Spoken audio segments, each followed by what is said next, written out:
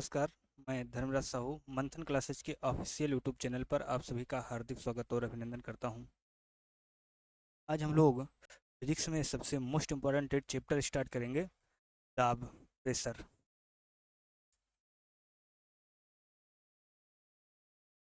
दाब, प्रेशर, दाब।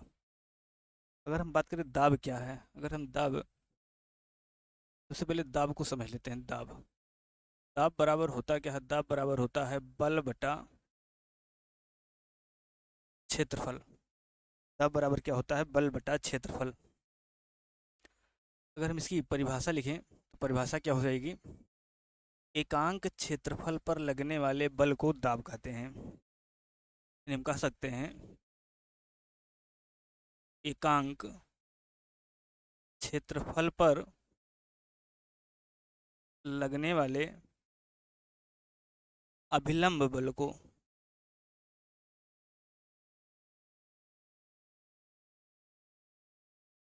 अभिलंब बल को दाब कहते हैं। अगर हम दाब की परिभाषा की बात करें तो दाब की परिभाषा क्या हो जाएगी? एकांक क्षेत्रफल पर लगने वाले अभिलंब बल को दाब कहते हैं। अब यहाँ से अगर हम दाब का मात्रक देख ले तो दाब का मात्रक क्या हो जाएगा? दाब का मात्रक होता है बल बटा क्षेत्रफल। दाब बराबर होता है बल बटा क्षेत्रफल, यानी प्रेशर इक्वल टू, जिसको हम P बराबर एफ बाई ए से भी डिनोट करते हैं, यानी pressure equal to force upon area. बल का मात्रक क्या है? बल का मात्रक है न्यूटन बटा क्षेत्रफल का मात्रक क्या है? तो क्षेत्रफल का मात्रक है मीटर स्क्वायर। यहाँ से हम कह सकते हैं बल का मात्रक क्या हो जाएगा? न्यूटन, और क्षेत्रफल का मात्रक मीटर स्क्वायर। तो दाब का मात्रक हो जाएगा न्यूटन प्रति मीटर स्क्वायर। न्यूटन प्रति मीटर स्क्वायर। दाब का मात्रक क्या हो जाएगा? दाब का मात्रक हो जाएगा न्यूटन प्रति मीटर स्क्वायर। अगर हम इसके बीमा की बात करें, बीमीय सूत्र, बीमीय सूत्र, दाब का बीमीय सूत्र क्या होगा? बल का बीमीय सूत्र कितना होता है? यम यल टी पर माइनस टू बटा मीटर स्क्वायर, यानी क्षेत्रफल का बीमीय सूत्र कितना होगा? मीटर स्क्वायर, यानी यल का स्क्वायर। और इसको जब हम साफ कर लेंगे तो क्या आ जाएगा? यम यल पर माइनस वन टी पर माइनस टू, यानी दाब का बीमीय सूत्र होगा यम यल पर माइनस वन टी पर माइनस टू।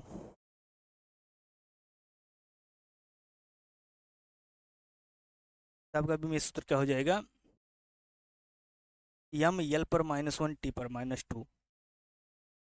हमने कहा दाब क्या होता है? दाब बराबर होता है बल बटा क्षेत्रफल, और बल का मात्रक न्यूटन, क्षेत्रफल का मात्रक मीटर स्क्वायर। तो दाब का मात्रक हो जाएगा न्यूटन प्रति मीटर स्क्वायर, या न्यूटन प्रति मीटर स्क्वायर को हम लोग क्या कहते हैं? न्यूटन प्रति मीटर स्क्वायर को हम लोग पास्कल भी कहते हैं। दाब का मात्रक क्या हो जाएगा? दाब का मात्रक पास्कल भी होता है। तो दाब का मात्रक न्यूटन प्रति मीटर स्क्वायर या पास्कल होता है। अगर हम दाब कौन सी राशि है, तो दाब कौन सी राशि है? दाब आपका एक अदिश राशि है। दाब कौन सी राशि है? तो दाब आपका अदिश राशि है। अदिश राशि एग्जाम में सबसे ज़्यादा पूछा जाता है, दाब कौन सी राशि है? दाब आपका अदिश राशि है।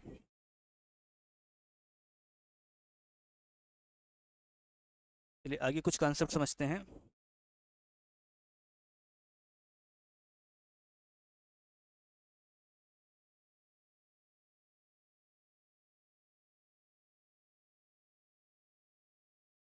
अभी हमने क्या है, पी इक्वल होता है एफ अपान ए, यानी हम कह सकते हैं पी डायरेक्टली प्रोपोर्शनल टू होता है फोर्स के, और पी इनवर्स होता है वो एरिया के, यानी P directly proportional to force. यानी हम ये कह सकते हैं कि यदि बल का मान बढ़ेगा तो दाब का मान भी बढ़ेगा, यानी बल का मान अगर बढ़ेगा तो दाब का मान भी बढ़ेगा। और हम अगर कहें बल का मान अगर घटेगा तो दाब का मान भी घटेगा। यानी जो दाब होता है वो बल के समानुपाती होता है। अगर हम कहें यदि क्षेत्रफल यानी एरिया का मान अगर हम ज़्यादा कर देंगे तो बल का मान क्या हो जाएगा, तो बल का मान आपका कम हो जाएगा। अगर हम क्षेत्रफल का मान ज़्यादा कर देंगे तो बल का मान क्या हो जाएगा, कम हो जाएगा। अगर हम क्षेत्रफल का मान कम कर देंगे तो बल का मान क्या हो जाएगा, ज़्यादा हो जाएगा। इसीलिए चाकू को नुकीला बनाया जाता है। नहीं, अगर हम उदाहरण की बात करें तो उदाहरण में हम देखते हैं कि ऊँट रेगिस्तान में आसानी से चल सकता है। ऊँट ऊँट रेगिस्तान में आसानी से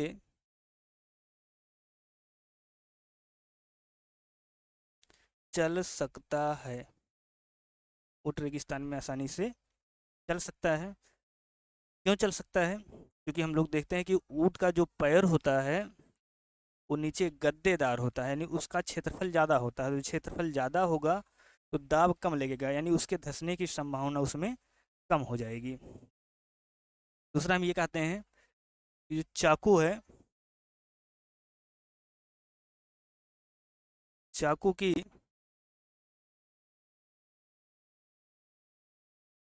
सहायता से किसी वस्तु को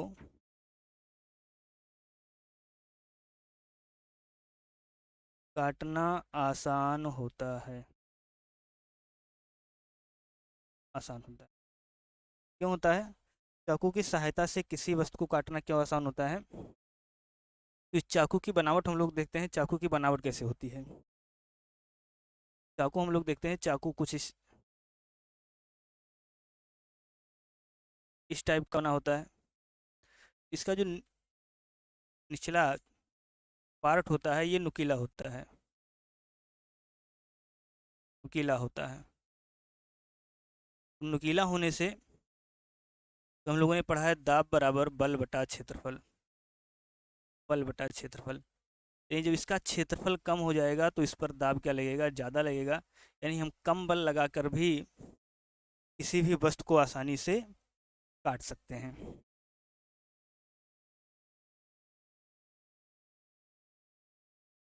अगर हम और उदाहरण की बात करें,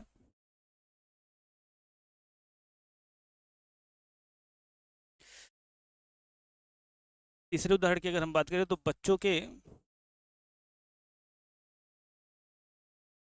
स्कूल के बैग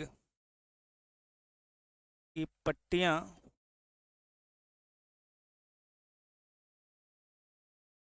चौड़ी बनाई जाती हैं, बनाई जाती हैं। ऐसा क्यों बनाया जाता है? स्कूल के बैग की जो पट्टियाँ हैं वो चौड़ी बनाई जाती हैं, तो ऐसा क्यों बनाया जाता है? देखिए, अगर कोई बैग है तो इस बैग की जो ये पट्टी लगी होती है यहाँ, इसको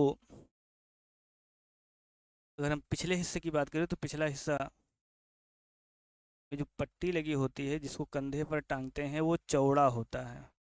वो चौड़ा होता है, तो चौड़ा होने से क्या होगा, क्षेत्रफल ज़्यादा होगा। क्षेत्रफल अगर ज़्यादा होगा तो दाब क्या लगेगा, तो दाब कम लगेगा। यानी बच्चे भारी बैग को भी बड़ी आसानी से ले जा सकते हैं। अगर हम और आपने उदाहरण देखा होगा, चौथे उदाहरण की अगर हम बात करें तो रेलवे ट्रैक में पटरियों के नीचे लकड़ी के स्लीपर लगाए जाते हैं। रेलवे ट्रैक में पटरी के नीचे लकड़ी स्लीपर लगाए जाते हैं। रेलवे ट्रैक में पटरी के नीचे लकड़ी के स्लीपर लगाए जाते हैं। क्यों लगाए जाते हैं? जैसे स्लीपर क्या है, अगर दो रेलवे लाइन पटरियाँ गई हैं तो इस पटरी के नीचे आपने देखा होगा कि ऐसे लकड़ी के स्लीपर लगे होते हैं। अब लकड़ी के स्लीपर का स्थान पर आरसीसी यानी सीमेंट का आरसीसी का स्लीपर लगाया जाने लगा, क्योंकि लकड़ी की लाइफ जो है वो कम होती थी, आरसीसी की लाइफ ज़्यादा होती है। आरसीसी की लाइफ ज़्यादा होती है।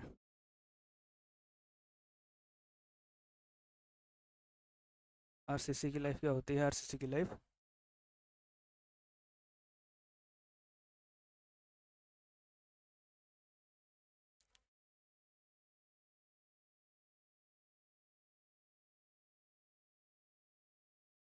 लकड़ी की लाइफ क्या होती है? लकड़ी की लाइफ कम होती है। और आरसीसी की लाइफ क्या होती है? आरसीसी की लाइफ ज़्यादा होती है। तो ये क्यों लगाए जाते हैं कि रेलवे लाइन की जो पटरियाँ होती हैं बहुत पतली पतली होती हैं। रेलवे लाइन की पटरियाँ पटरी होती हैं, और जब इस पे से ट्रेन जाएगी तो इसके ज़मीन में धंस जाने की संभावना ज़्यादा होती है, क्योंकि इसका जो क्षेत्रफल होता है ये क्षेत्रफल कम होता है। क्षेत्रफल कम होने से इस पर दाब क्या लगेगा? दाब ज़्यादा लगेगा। क्षेत्रफल इसका कम होगा तो इससे दाब इस पर क्या लगेगा? ज़्यादा लगेगा। जब दाब ज़्यादा लगेगा, इस रेलवे लाइन की पटरियाँ जमीन में धंस जाने की संभावना ज़्यादा होंगी। इसलिए इस रेलवे लाइन की पटरी के नीचे लकड़ी के या आरसीसी के स्लीपर लगा दिए जाते हैं, और ये चौड़े बनाए जाते हैं। चौड़े बनाए जाने के कारण इसका जो क्षेत्रफल होगा वो ज़्यादा होगा, तो दाब कम लगेगा, यानी रेल आसानी से चली जाएगी और इस पटरी के जो धंसने की संभावना है वो कम हो जाएगी।